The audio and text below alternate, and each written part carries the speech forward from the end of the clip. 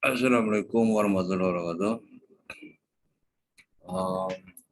Pelajaran matematika lanjut sekarang ke nilai maksimum dan nilai minimum ya, satu fungsi ya.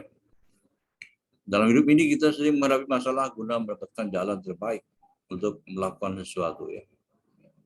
Masalah-masalah tersebut seringkali dapat diselesaikan dengan melibatkan memaksimumkan atau meminimumkan satu fungsi ya. Ini saya ambil dari Chu Jilong, seorang statistisi ya. Dalam hidup ini kita sering menghadapi masalah guna mendapatkan jalan terbaik untuk melakukan sesuatu. Sebagai contoh, seorang petani ingin memilih kombinasi hasil panen yang dapat menghasilkan keuntungan terbesar. Seorang dokter akan menentukan dosis obat yang terkecil untuk menyembuhkan suatu penyakit. Seorang kepala pabrik akan menekan sekecil mungkin biaya pendistribusian produknya. Masalah-masalah ini seringkali dapat diselesaikan dengan melibatkan pemaksimuman ya atau peminimuman suatu fungsi. Terkait itu, pada artikel ini kita akan belajar penerapan turunan untuk menentukan nilai maksimum dan minimum atau mencari nilai optimum bagi suatu fungsi. Untuk menentukan nilai maksimum dan minimum suatu fungsi, perhatikan kurva Y sama dengan cos X ya. Dan Y sama dengan sin X yang ditampilkan pada gambar berikut. Nah ini ya. Ini Y sama dengan cos X. Ini ya. Y min X. Ya, mula-mula sama ya. Sama-sama elektrik 0, tapi beda ya. Gambarnya berbeda. Nilai maksimum dan minimum fungsi sinus. Nah ini ya. Minimum dan maksimum fungsi sinus. Nah, fungsi kosinus minimum sini, maksimum sini ya. Beda ya. Nah, intervalnya sama intervalnya, min pi per 2 sampai pi per 2. Coba Anda amati kurva ini ya. Kurva Y sama cos X pada gambar ini. Terlihat bahwa pada interval tertutup, min pi per 2 sampai pi per 2, fungsi fx cos X mempunyai nilai maksimum 1 ya, sini ya. Pada X sama 0, maksimum 1. Dan mempunyai nilai minimum 0, nah ini. Pada X di pi per 2 atau pi per 2 ya. Ini Y-nya 0 ya. Pada X 0 malah dia nilai 1. Pada interval yang sama, fungsi Y atau Gx sama sin X mempunyai nilai maksimum 1 pada ini pi per 2 ya, maksimum 1. Nah, ini dia. Maka minimum pada min pi per 2. Minimum 1 ya, min 1 plus 1. Yang cos tadi minimumnya 0, maksimumnya 1. Yang sin minimumnya min 1, maksimumnya plus 1. Anda mungkin bertanya, apakah cerita fungsi mempunyai nilai maksimum dan minimum? Tentu saja tidak semua ya. Tidak selalu. Suatu fungsi tidak selalu mempunyai nilai maksimum dan nilai minimum. Ada fungsi yang hanya memiliki nilai maksimum minimum atau hanya nilai maksimum. Tetapi ada juga fungsi yang mempunyai nilai maksimum dan nilai minimum sekaligus. Seperti pada gambar satu di atas. Bila diilustrasikan, ini pada gambar 2 berikut ini ya. Nah ini ya. Ini tidak ada batas interval, dia hanya mempunyai nilai minimum di sini ya. Ini mempunyai nilai minimum dan maksimum. Karena kita intervalnya dibatasi ya. Dari sini sampai sini ya, 0 sampai 2. Maka ini nilai minimum, ini nilai maksimum. Mempunyai nilai maksimum ya, karena di sini bolong rupanya ya. Dia tidak menyentuh titik 0 fungsi ini ya. Pada fungsi ini dia bolong. Bolong artinya nilai 0 tidak ikut. Jadi hanya nilai maksimum AJ. Karena nolnya nggak ikut, nggak dibolongin ya. Ini tidak punya nilai maksimum dan minimum. Karena keduanya dibolongin. Mana ujungnya? Nggak ada. Semuanya bolong. Tidak ada lah. Terus saja nilai maksimum dan minimum pada fungsi fx sama dengan x kuadrat ya, untuk berbagai daerah asal domain. Domain itu daerah X lah ya. Gambar 2 di atas ya ini gambar 2 ya. Menunjukkan bahwa ada tidaknya nilai maksimum atau minimum nilai X pada fungsi fx sama dengan x kuadrat ya. Bergantung pada interval atau selang atau daerah asal domain yang didefinisikan pada fungsi tersebut. Dari ilustrasi ini kita dapat menarik kesimpulan bahwa suatu fungsi akan mempunyai nilai maksimum atau minimum bergantung pada daerah asal fungsi tersebut, domain itu ya. Selain itu, fungsi yang awalnya tidak mempunyai nilai maksimum atau minimum dapat menjadi mempunyai nilai maksimum atau minimum dengan membatasi atau restrict interval atau daerah asalnya. Misalnya gambar 2 di atas ya.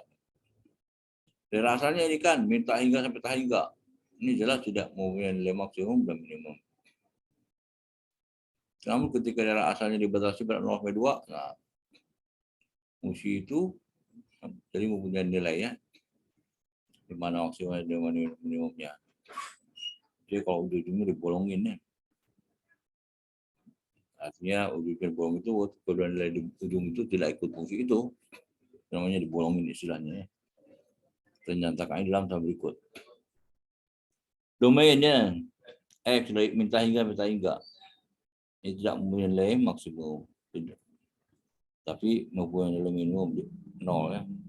X sama dengan 0. Nah yang ini, nah dia domain tak hingga sampai minta hingga hanya mempunyai nilai minimum saja. Kemudian ya sebenarnya akurat 0 sampai 2.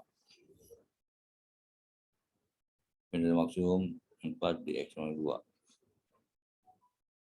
Nilai minimum 0 di X sama dengan 0 ya.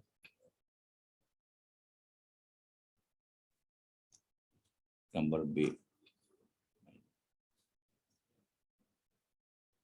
0. Sini. Minimum, maksimum. Yang C. Mempunyai nilai maksimum dari 2. Atau 4 ya. Tidak punya nilai minimum. Karena yang ini yang dibolongin ya. 0-nya. Nomor C. Dibolongin ini. Si 0-nya nggak ikut fungsi itu. Jadi minimumnya di mana? Nggak ada lah. Terputus.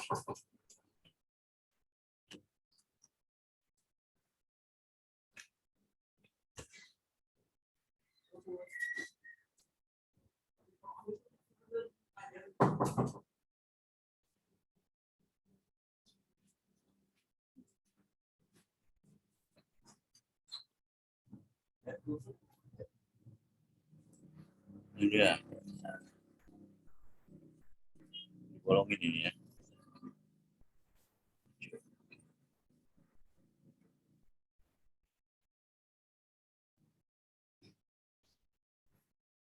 Dia mempunyai nilai maksimum 4x 2. Tidak mempunyai nilai minimum. Ya sebenarnya X kuadrat. 0,2 ya. Dua-duanya bolong ya. Tidak punya nilai maksimum dan nilai minimum.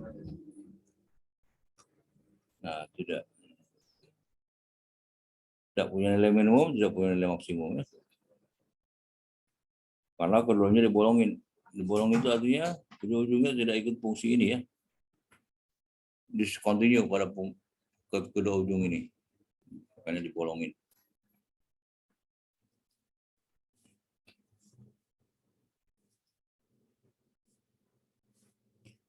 Turunan dan nilai maksimum minimum fungsi ya. Penjelasan singkat kita di awal artikel ini merupakan pengantar yang baik untuk memberikan pemahaman terkait dengan maksimum dan minimum atau nilai ekstrim satu fungsi ya. Sekarang kita siap untuk mengaitkan konsep turunan dalam proses pencarian nilai maksimum dan minimum satu fungsi. Andaikan kita mengetahui fungsi f dengan domain daerah asal ya, f seperti pada gambar 3 itu ya. Gambar 3 ini. Domainnya. Apakah F memiliki nilai maksimum dan minimum pada S? Angka bahwa nilai tersebut ada. Maka kita ingin mengetahui lebih lanjut di mana dalam S nilai itu berada ya.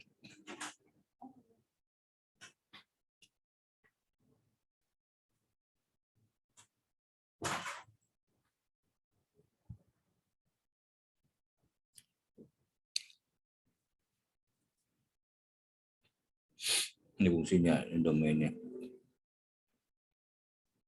Kita mulai dengan menggunakan satu definisi yang tepat ya. Definisi. Andaikan S daerah asal F. Daerah asal F ya. Memuat titik C, kita katakan bahwa FC adalah nilai maksimum F pada S. Pada interval S maksudnya ya. Jika FC lebih besar daripada Fx untuk semua X dalam S. Jadi kalau F selanjutnya itu pada nilai X lebih besar pada Fx, jadi dia maksimum. Fc berarti nilai minimum F pada S, pada S ya, adalah domain. Jika Fc lebih kecil sama dengan Fx untuk semua X dalam S.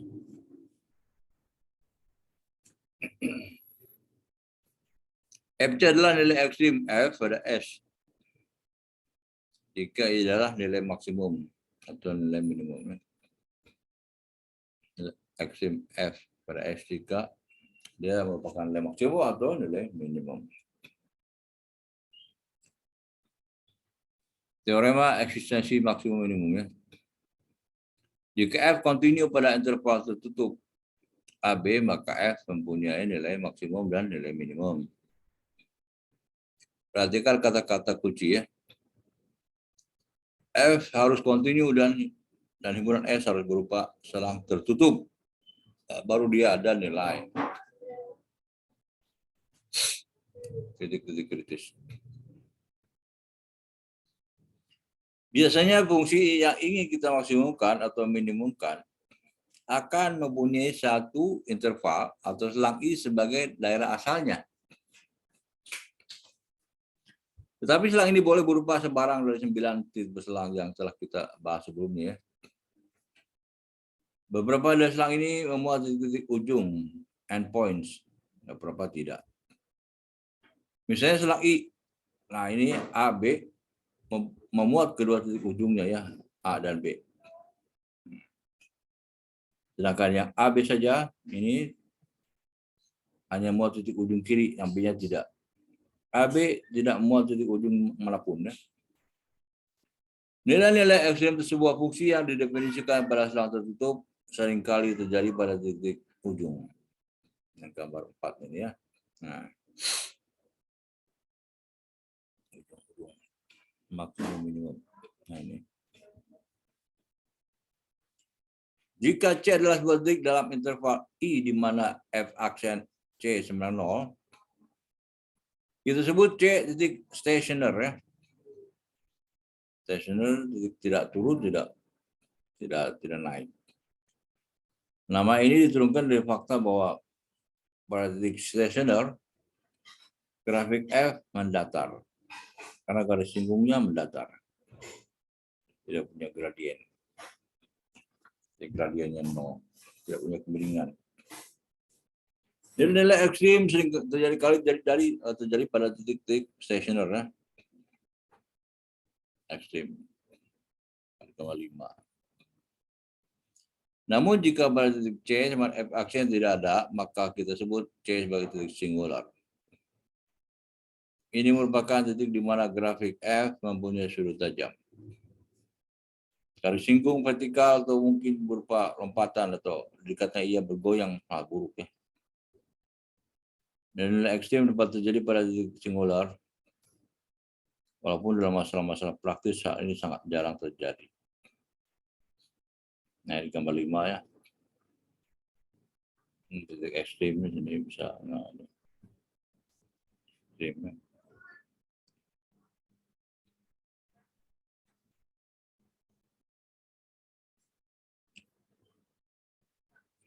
Ekstrim ini.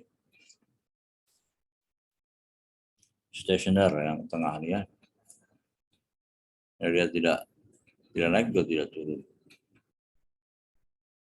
Gambar 6.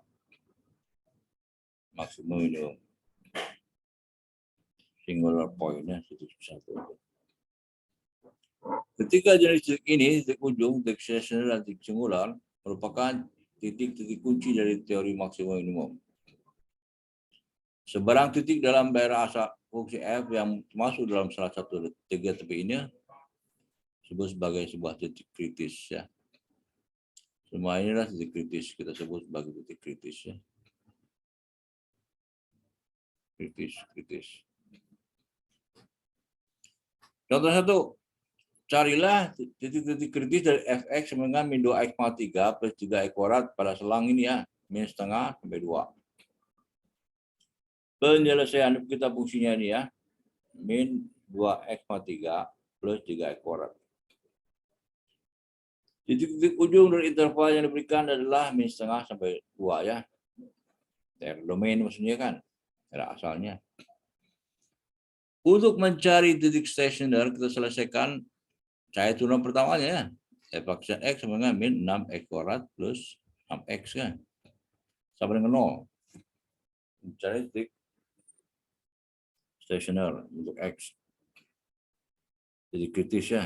Sehingga diperoleh 0 dan 1. Tidak terdapat titik-titik singular. Dengan demikian, titik kritisnya adalah min setengah, 0, 1, 2, min setengah, 0, 1, 2 ya.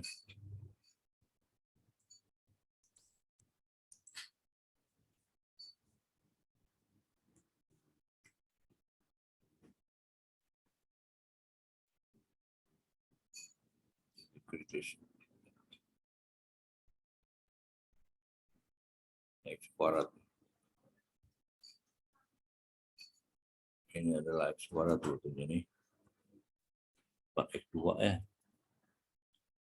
X kuadrat nih. Nah, itu dia ya.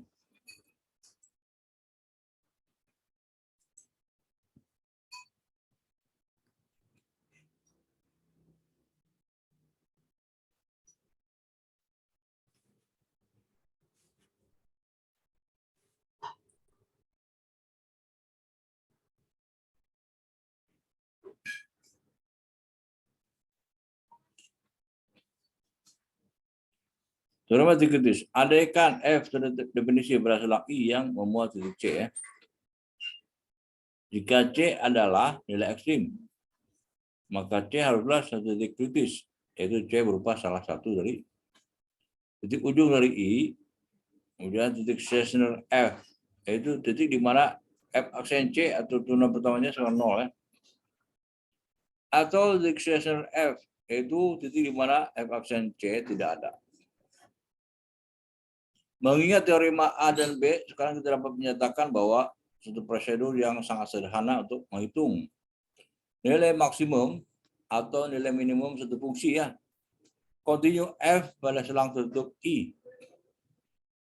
Langkah 1, carilah titik-titik kritis dari F pada I. Langkah 2, hitunglah F pada setiap titik kritis. Yang terbesar adalah nilai maksimum. Yang terkecil nilai minimum. Titik kritis kita dapatnya dari F aksen X itu ya. Samakan dengan 0. Contoh 2. Carilah nilai maksimum dan minimum dari fx sama dengan min 2x pangkat 3 plus 3x kuadrat pada setengah dan 2 ya. Penyelesaian. Kita coba lihat camkan ini fungsinya. Dalam contoh ini kita peroleh min setengah 0, 1, 2 min 2 setengah. 0, 1, 2 sebagai titik kritis. Sekarang jika F min setengah ya, berapa? 0, 1 ya. F0, 0, F1, 1. F min setengah 1, F0, 0, F1, 1. F2 min 4. F2 min 4, F2 min 4 ya.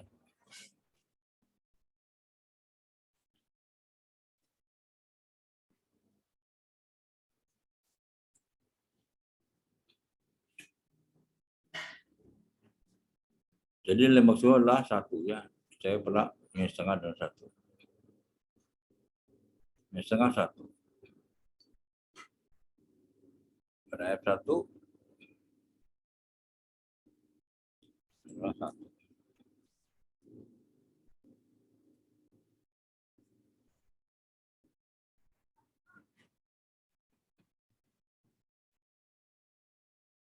Dan nilai minimum adalah min 4 ya.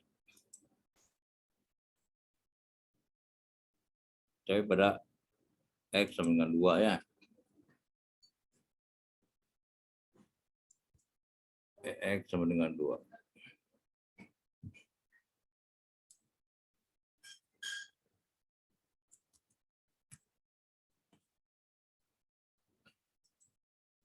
Kalau perlihatkan dengan gambar 7. Nah ini ya. Ini fungsinya min 2 X 3, 3 kuadrat ya. Anda bisa coba sendiri ya dapat ini ya. Cukup jika bisa mengenai cara nilai maksimum dan minimum suatu fungsi ya.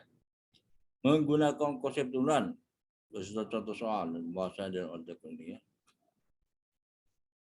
Anda cobakan sendiri, betul nggak nih titik kritisnya segini ya.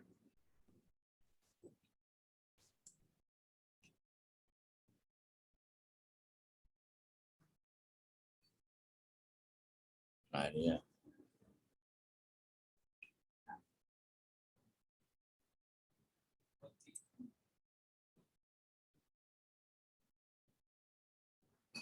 Ketik 2 kali ini ya. F setengah 1, F0, 0, F1, 1. F setengah min 1, 2 kali. Ketik 2 kali. F2 min 4 ya. Jadi nilai maksimum adalah 1, saya pada setengah dan 1 ya. Dan minimum adalah min 4, saya pada X sama 2. Ya. Oke, sampai sini dulu ya. Kita jumpa minggu depan.